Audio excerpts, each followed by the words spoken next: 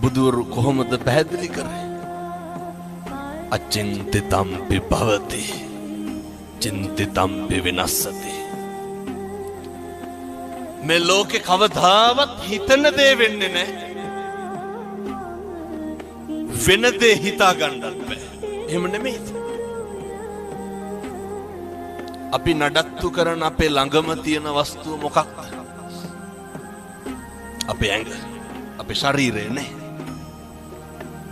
මේ කෙස් ටික වෙනස් වෙන්නේ නැද්ද? මම මේ කියන්නේ බාහිරේ පැත්තකින් තියලා අපිට ඕන විදිහට ඕක තියාගන්න පුළුවන්. කම්මංගලං කින්ති කරෝමි. කර්මය දැඩි වුණාම හැම එකක්ම මේක වෙනස් වෙනවා.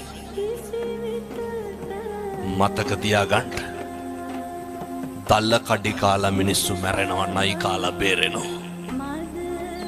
එහෙමයි. බුදුවරු කොහොමද පැහැදිලි කරේ? අචින්තිතම්පි භවති චින්තිතම්පි විනස්සති.